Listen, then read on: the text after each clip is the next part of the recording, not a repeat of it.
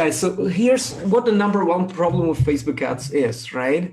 The fact that it constantly changes is absolutely the biggest issue with Facebook ads, right? So, everybody keeps watching some courses and following some gurus and things like that. But the thing is, things change so rapidly that even the stuff from a few months back quite often is already outdated, right? So that's why it's important to refresh the knowledge and exchange insights with the other advertisers and test yourself so that we can exchange knowledge right here. And that's the reason we created this group as well. There's quite a few Facebook groups, but also, some of those Facebook groups are basically created for the purpose of other people sharing some, like, let's call it value posts, when everybody's just copying the same advice and some of this stuff is outdated, right? So like my mission is actually to bring you guys everything that we test on an ongoing basis, the freshest stuff, and I'll tell you what no longer works and things like this, right?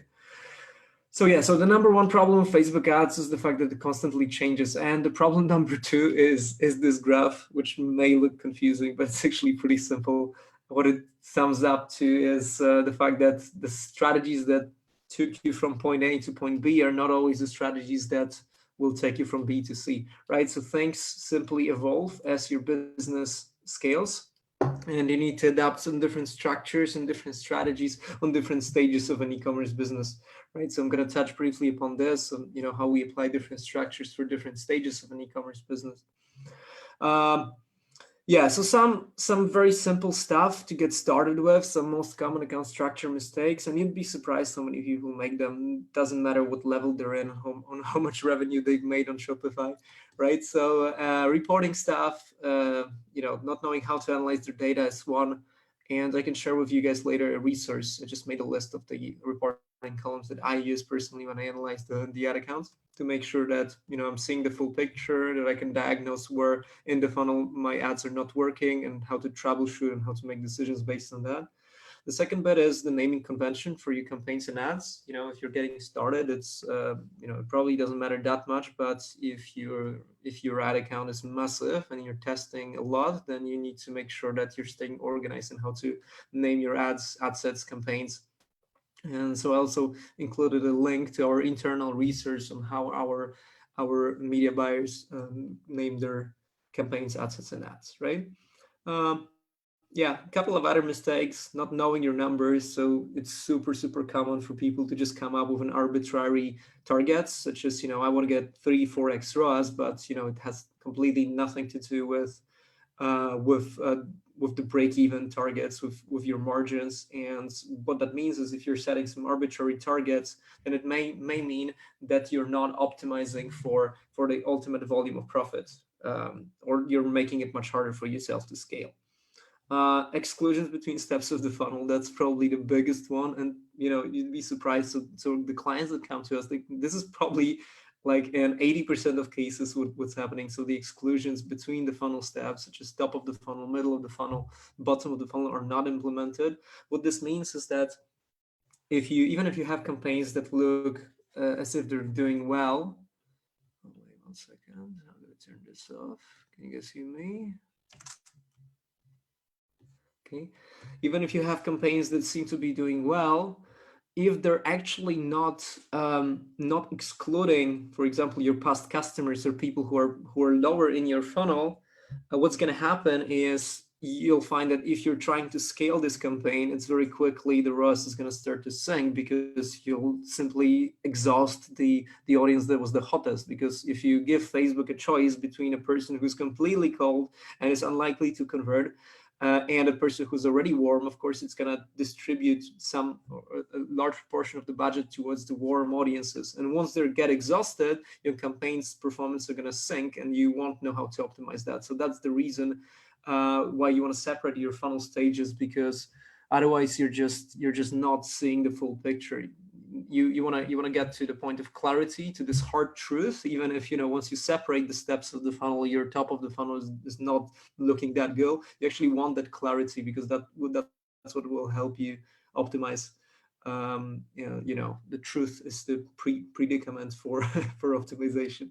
Yeah, a lot of people not utilize the loyalty campaigns. Although, to be honest, like things like how many retargeting steps I should be implementing, or what are my loyalty campaigns, so campaigns targeting past purchasers, how the relative importance of the different retargeting steps is going to be very much dependent on things like your product price and specificity. So you should just take this advice, all this advice as a kind of starting point for from which you're going to have to optimize to your specific case. Okay, nice.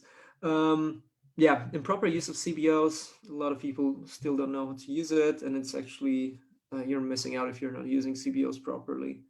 Too narrow audiences, yeah, big one, and no structure for testing. I'll show you what this will result in, because even still some of our media buyers are having those issues. Okay, let's move on. Structure levels, right? So as I mentioned, there's no such thing as one size fits all structure.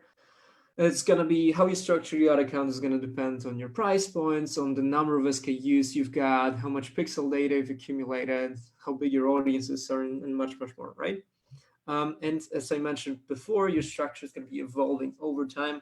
So yeah, guys, I'm just going to give you like a very, very rough breakdown of what we do in our agency. And then if you have some specific questions for your specific accounts and your specific numbers of SKUs and stuff like this, I can hopefully recommend some structure that will work for your particular case.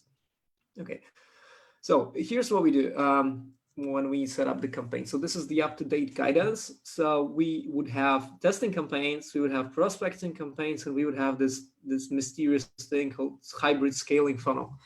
And this is the biggest thing that we discovered in 2020. If anybody else is using this, then please let me know. But this was very, very new to me, and this is really interesting. So yeah, we've got amongst the testing campaigns, we've got audience testing, creative testing, retargeting testing campaigns, and we've also got those prospecting scaling, right? And yeah, so this may sound a bit different to what you guys are doing, but I'm sure, like once I explain it, it will be quite similar.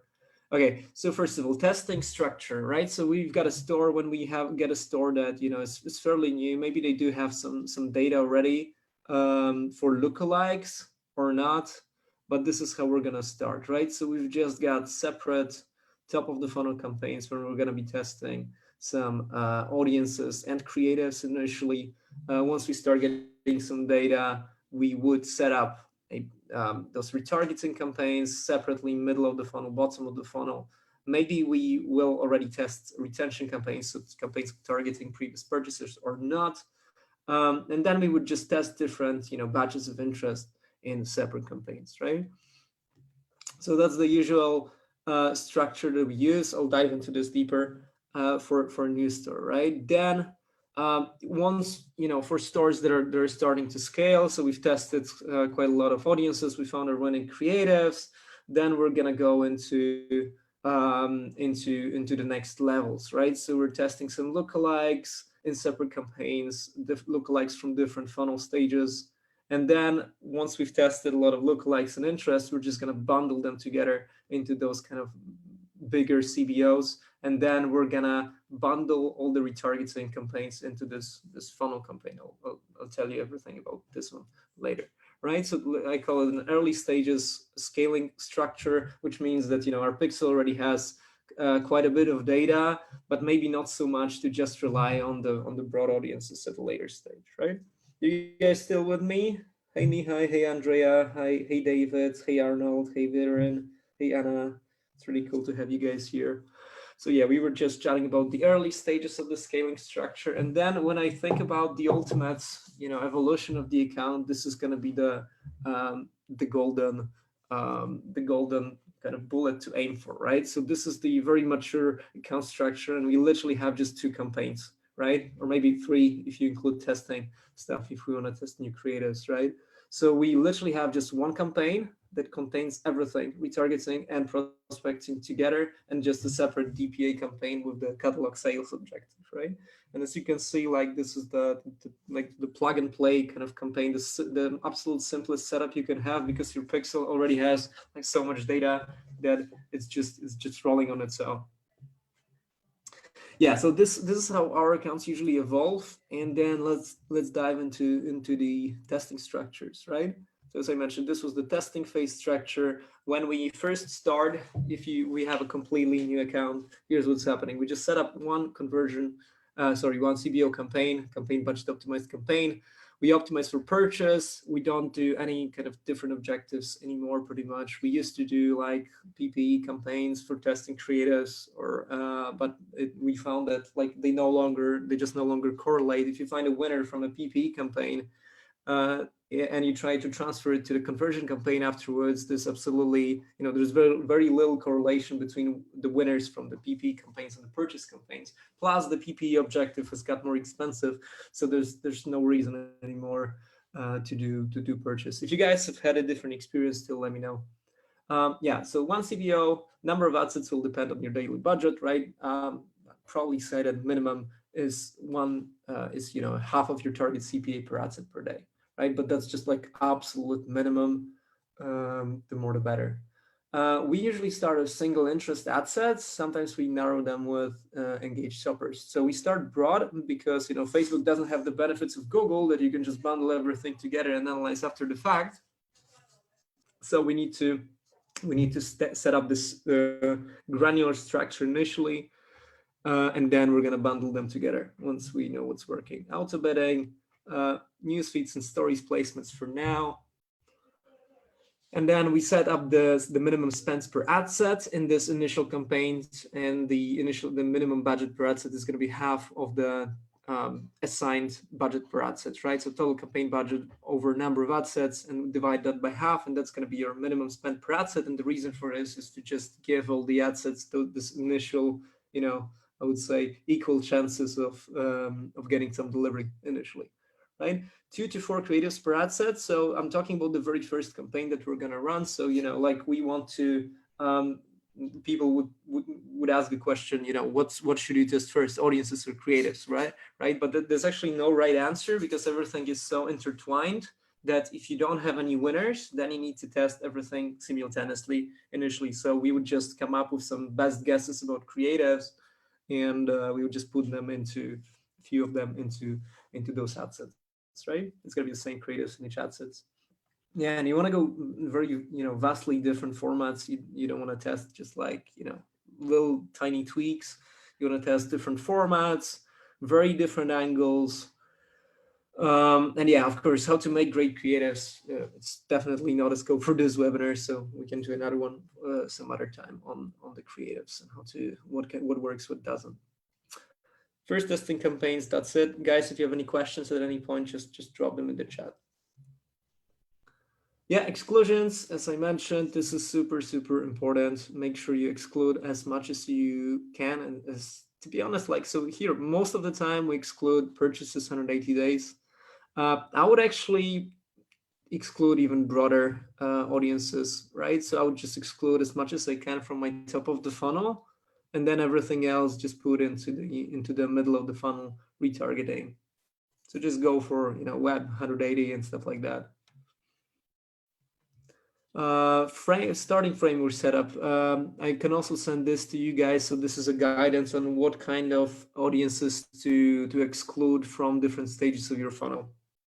How many audiences? Sasha is asking, how many audiences do you test in one campaign? How many ads max do you use in prospecting? Let's see, did I mention it here? No, I did not. So to be honest, there's no minimum, right? You can test as much as you can. The only minimum is this, right? So I wouldn't say that the CBO has any minimum, but like you have to consider that every ad set has to have some kind of minimum spend, right? So as long as you can test as fast as you want, but if you have to decide, for example, between, let's say you've got $1,000 budget or maybe $200 per day, right? And your CPA target is gonna be $20, just for the sake of simplicity, right? So half of my CPA is gonna be $10. So if I've got a $200 and you wanna test 20 different ad sets, I would rather increase the spend per ad set and just do 10 with a higher daily budget, because time is money as well. So you wanna make sure you test fast. Auto placements. Yeah, auto placement is fine, but just to be honest, like there's very little difference between going for news feeds only and the auto placements. All the other placements are not really adding that much. You can use that, but like it's really like it's not a game changer here, right? Like some of our guys, I know that they do auto placements. Some of our guys do just news feeds.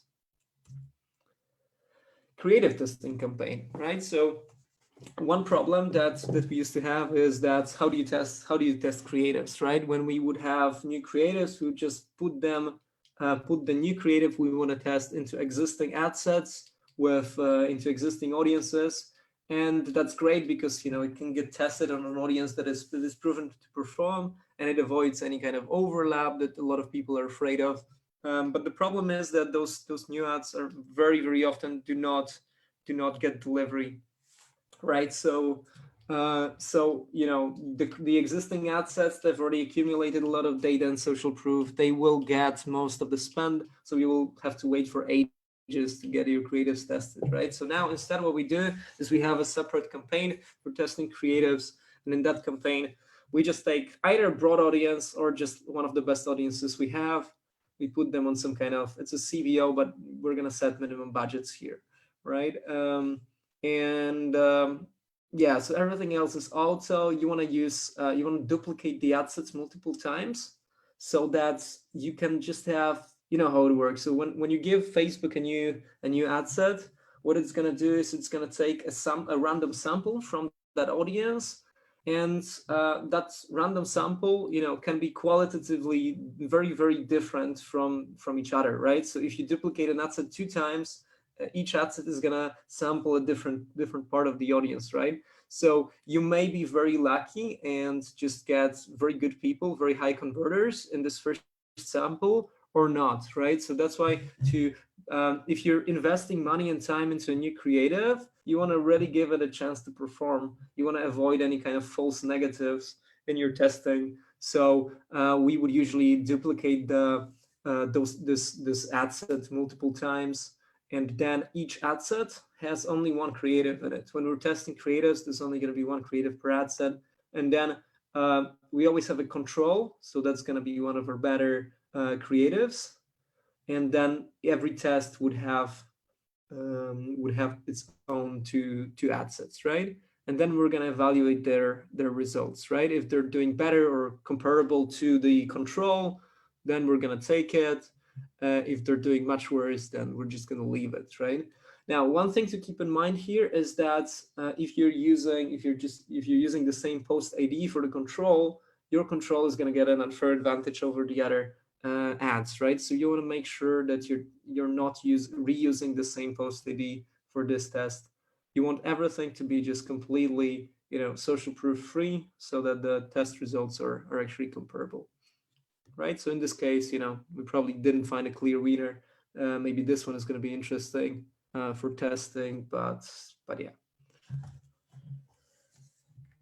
Okay, hi Federico, hi Michael. Let's move on. Yeah, so CBO, conversion objective, again, minimum spend per ad set, one creative per ad set. Ideally, use no targeting or your best audience. Control creative, multiple duplicates.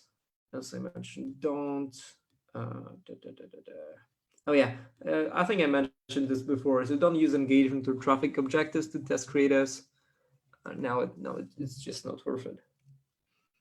Audience testing. So audience testing, pretty much, this is testing of any audiences that we, after this first initial campaign that we've launched. So the way we do that is, again, pretty much similar to the first campaign. The only difference would be that we don't set minimum budgets per ad set here, and also we put multiple creatives here. So that's pretty much the same. Yeah. So we do set minimum budgets here or not. To be honest, at this point it's not needed. We usually use single interest ad sets, and the minimum audience size is going to be 500K to 1 million, because we're not really interested in audiences that are small, right? Like, we're playing a big game. So that's why it's kind of what's going on. It's not cool to have those shit. Can you guys still hear me? I hope. This is really weird. Okay. Cool. So don'ts of audience testing, right? So, I really hate laser targeted audiences. I keep seeing ads for those tools that let you find audiences and interests that none of your competitors are targeting, which kind of makes sense, right? And it used to be, I remember, like I used to go very narrow with the audiences and then expand as we started to see some results. But then, Facebook algorithm kind of stopped working like this. So the small audiences would just saturate very, very fast, right? And there's just not enough space to scale enough, right? To get enough conversions to even train the algorithm and give you any kind of long-term strategy for this, right? In fact, I can go as far as to say that if you're using those super tiny laser targeted audience, you're even, making it more difficult for you to scale. What about countries that have 5 million people? Yeah, so in this case, like even more, don't use narrow audiences, right? If you have a 5 million people country, you want to start with audiences that are massive, right? Because Facebook is still gonna be able to do a good job and target your buyers, right?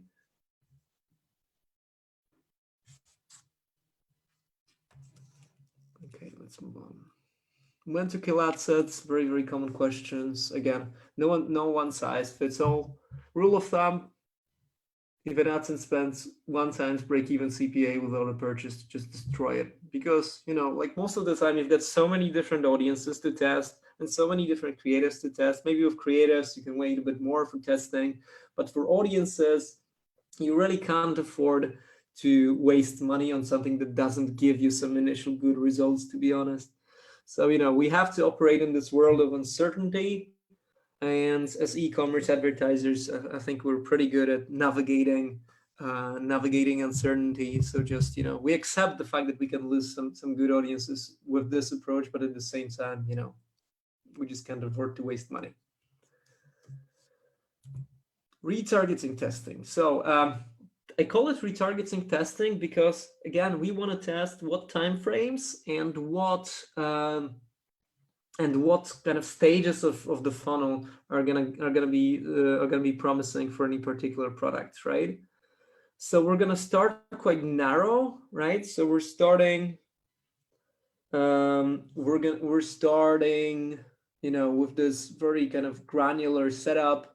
We've got middle of the funnel, bottom of the funnel, blah blah blah. We've got different time frames for the middle of the funnel for both, socials and website traffic.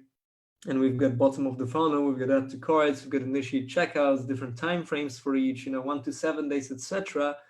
And then we're gonna bundle them together or just destroy, right? So first of all, 2 types of campaigns, dynamic product ads with catalog sales campaigns and the conversion campaigns. I know that some people just now don't use DPAs in a catalog sales campaigns at all, and they just use conversion campaigns with a DPA, but we still use DPAs. Okay, so each is divided into, middle funnel and bottom of the funnel. You can have DPAs for middle of the funnel. Those are the audiences that we're going after for middle of the funnel. And, I'm sure we have, my guys would have some more specific audiences here. But in general, that's the framework, and you can check tools like Magix for very, very specific retargeting audiences with higher intent and things like that. But from my experience, it's not necessary really. Bottom funnel, added to basket, initiate checkouts, and then different time frames for each. We test quite a few creatives on each funnel stage, and 2 to 10, I said, but probably not at the same time. You don't want to have too many creatives at the same time. So what the purpose of this is for is you don't want to give up on your retargeting too early, but at the same time, don't fixate over retargeting if it's not working great, right? So I've seen people who just, they spend a lot of time, let's say they're spending $200 a day, and they spend so much time optimizing their retargeting, so their top of funnel is profitable, but their retargeting is not, they're just barely, and they spend so much time trying to optimize retargeting before they scale, right? But actually, it's the other way around. So you'll find that if you instead focus on scaling your top of the funnel, finding some more audiences and getting more traffic, then your retargeting ROAS is actually going to climb, right? So don't think about this too much. Yeah. Yep. So you always try to invest your time where you have some, when you're, how to say this, when your potential is bigger, right? So on the retargeting, there's only so much you can optimize and so much value you can get out of this at a given volume of traffic. On the other hand, on the prospecting, there's pretty much no cap. So I checked what timeframes, funnels, objectives are immediately profitable, which ones get sales, and some are not going to be profitable at all, right? And then you can test personalizing content for different stages if you can afford it, for turning off the ad sets, or you can do this at the later stage, right? So remember, don't fixate too much on this. And then what you'll do in the next stages, we're going to be bundling all the profitable or just like marginally profitable retargeting ad sets together into single ad sets, for example, or you want to personalize, or you just want to have them as separate ad sets in a CBO, right? So that will depend on the fact whether you want to personalize content on the different stages of your retargeting campaigns. If that makes sense. Okay, some questions. Let's see. Countries have already answered. For the CBO campaign, do you increase minimum spend of ad sets if it performs well? Sasha, so no, I don't do that. So the minimum ad spend is only for testing. For the scaling campaigns, we won't use any minimum spends. Arnold, can you please share the slide after the presentation? Sure, no problem. Sasha, how do you scale CBO by adding more budget to ad sets? Sasha, so I can cover this. Let's see how much time we've got. If I manage to do this today, I'll cover this today. If not, I'll just do a separate webinar on scaling. Michael, what is your experience with dynamic ads for abandoned checkouts versus just normal retargeting with pictures? So for products with a lot of SKUs, DPAs will work really, really well. That's the reason we have, I think I showed you before, that's the reason we have multiple, where is this? Yeah, that's the reason we have, like one campaign with retargeting with conversions objectives here, and then there's the bottom of the funnel DPA, right? So I would use both, to be honest, because it really depends on what's going to work better.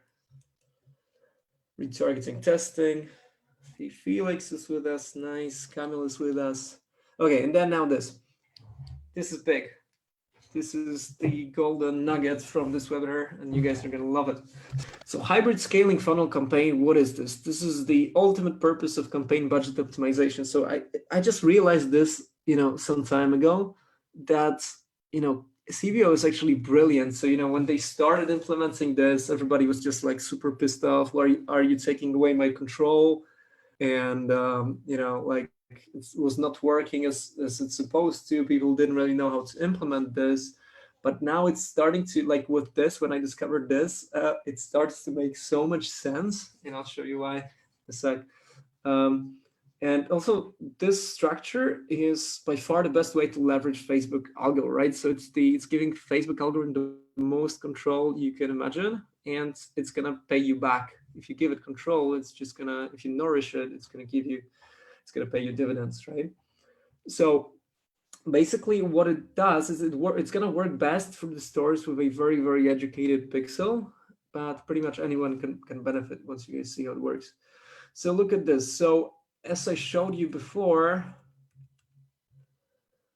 our store, this is the mature store structure, right? So we've got just the single hybrid funnel campaign, and then we've got a DPA retargeting. And what I wanted to show you is how the results in this particular store changed when we implemented this, but I'm afraid this is not working. How does it work? Can you guys see my screen? I have no clue if it's working as it's supposed to, and I'm not supposed to show you guys the details of the brand, so I think we're just gonna have to stick to this. Okay, I'll fix it next time. So anyway, so what it did to us is now it's doing like, I think it's last month results. Yeah, so basically the results climbed from 2x to 3x just by implementing this structure, right? That's it. Nothing else changed, and this is the April results, right? This brand was actually doing really bad in March comparatively to the previous month, but then we implemented this and nothing else changed, and then this happened, right? So this is really cool, and yeah, I think you guys should test it out at least.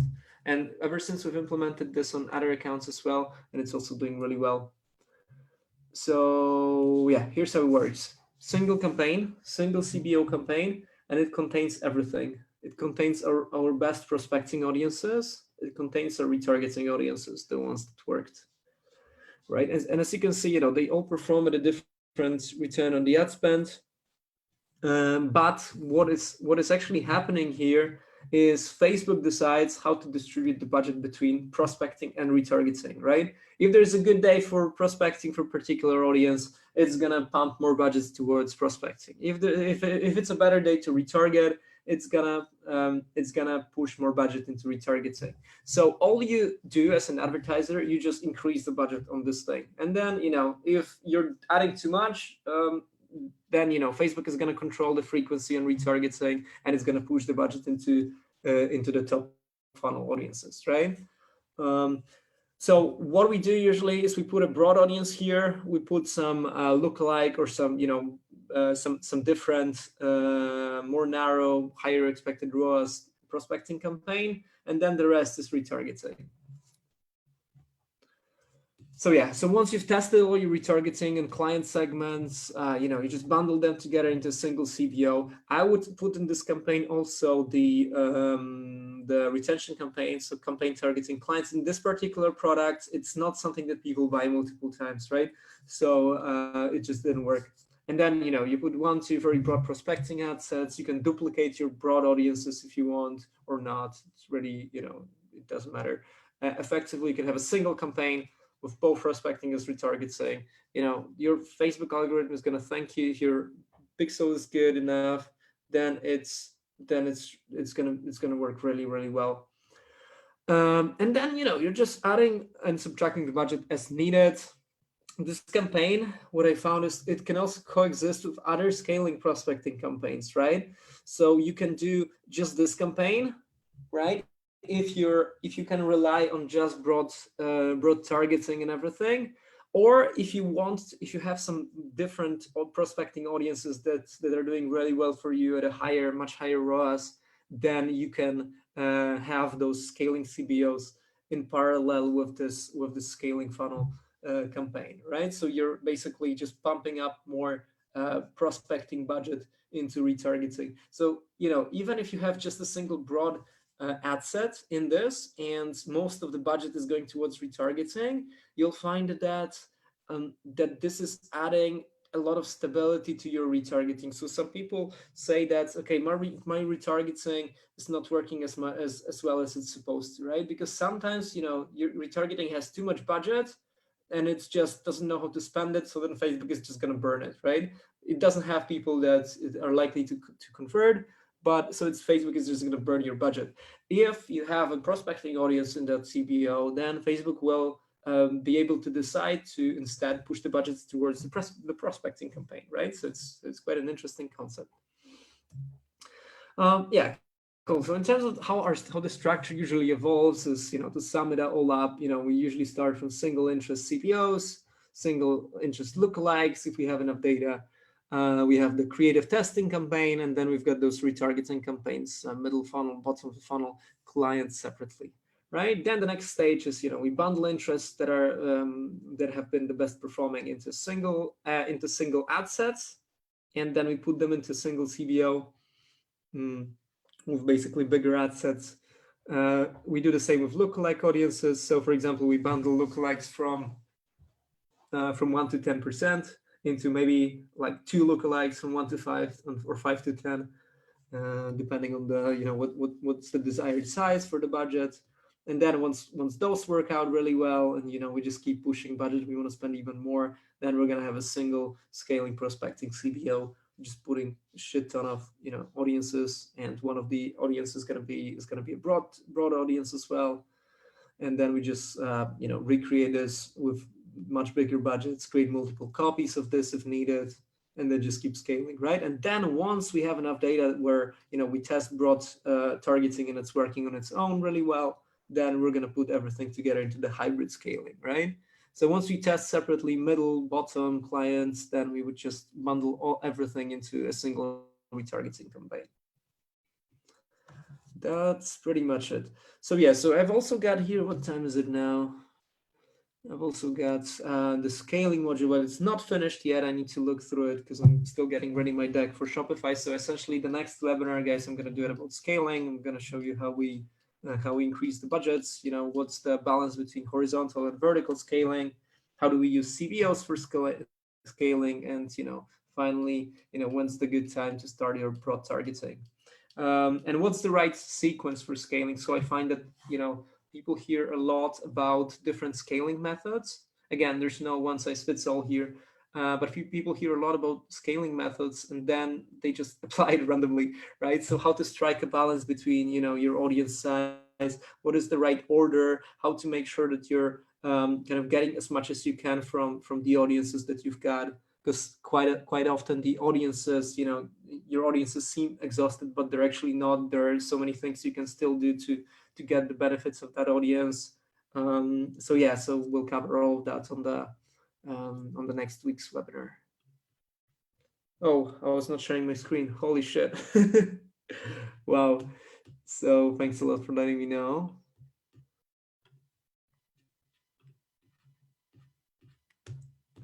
Where did you guys lose me on the scaling? Holy fuck. Okay. Did you guys see this slide?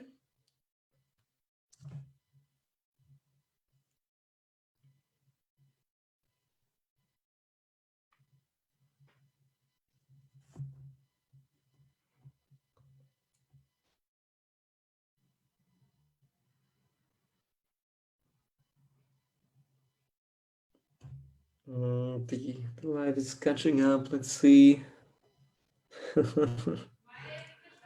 Okay, guys, I'll share the slides with you, starting from the hybrid one. Okay, yeah, so I will share those slides with you so you can have a look again and just flick through them real quick, just for now, just to show you the, what this campaign would typically look like. And just have a read, and you'll be able to get the slides from me again.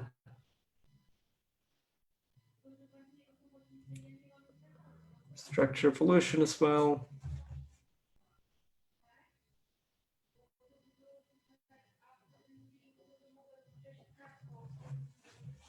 Yep, I think that's pretty much it. So now I'm open to the questions. Any other questions? Thanks a lot, by the way, you guys have been awesome.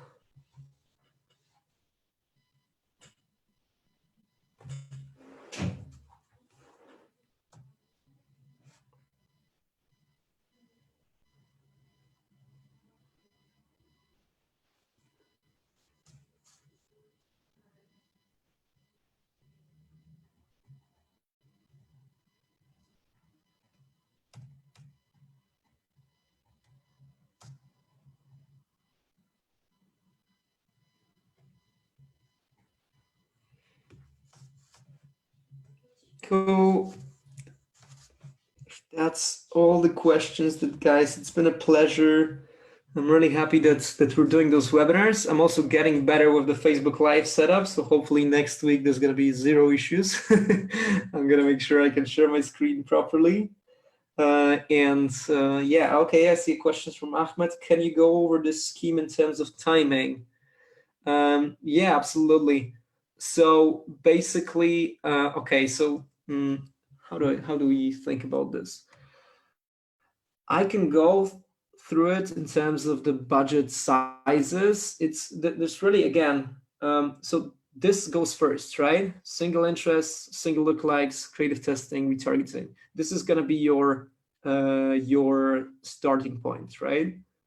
And then once you test them, I would say, you know, we're talking about 100 to maybe 500 budget per day per campaign.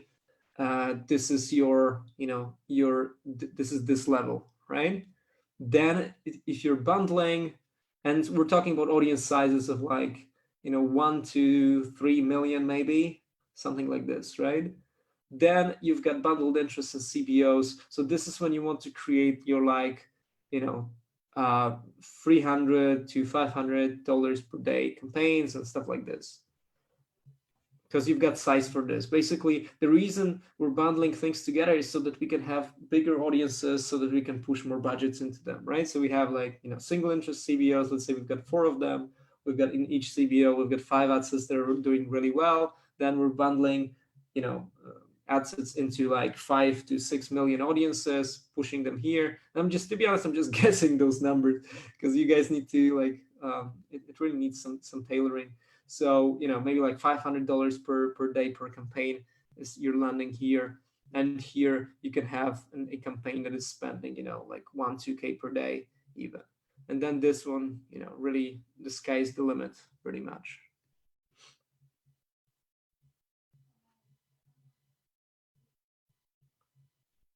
And I'm sure you guys, you know, it's very, very hard to give this kind of specific advice on like when to do what exactly, because, you know, Facebook ads it's let's say 50% science, 50% art.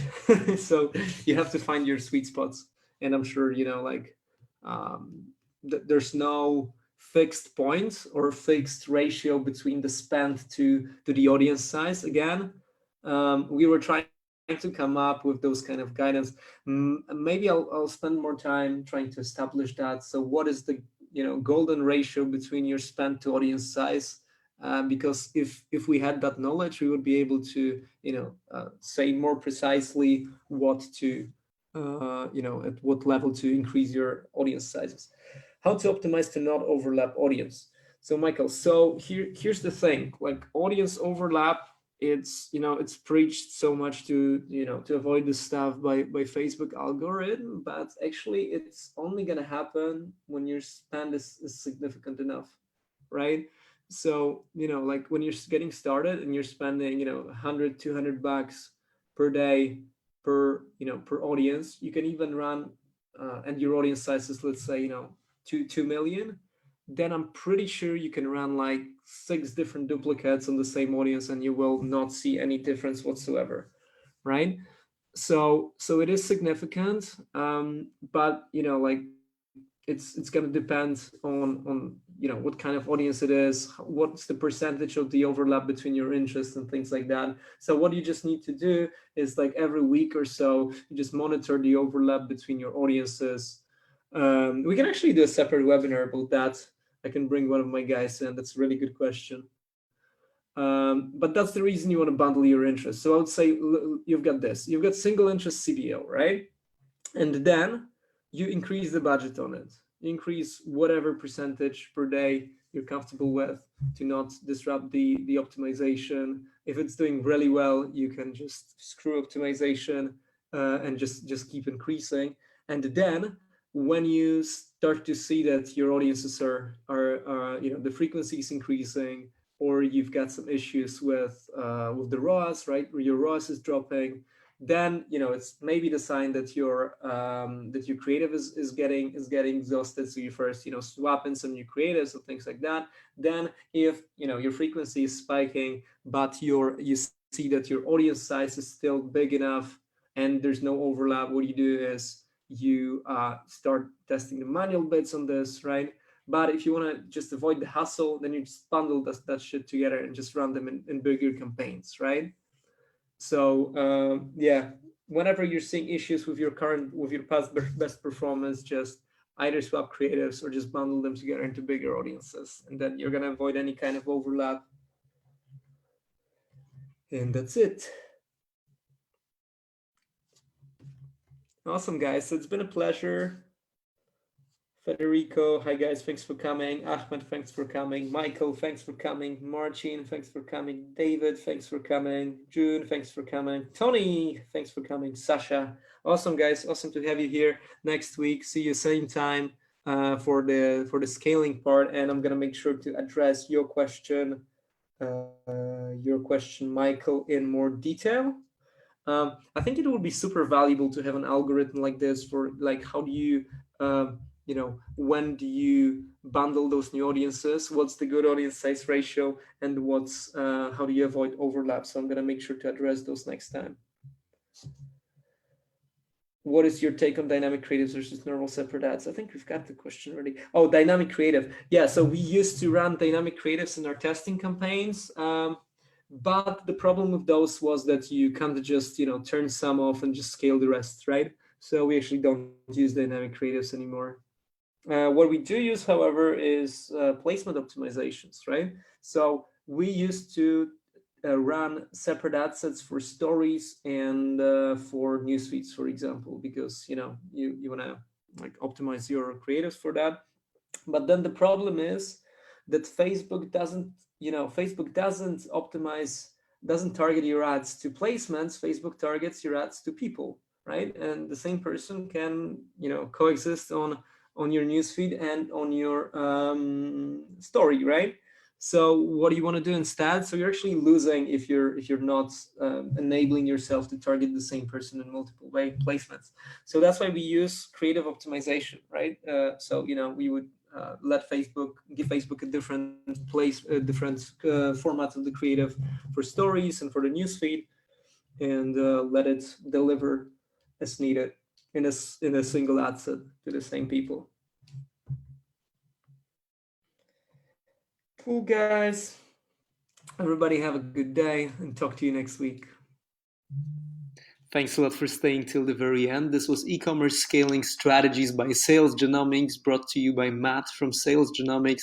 If you're interested in more tips and strategies on how to scale your e-commerce business, visit our Facebook group called e-commerce scaling strategies by SalesGenomics, or follow us on social media.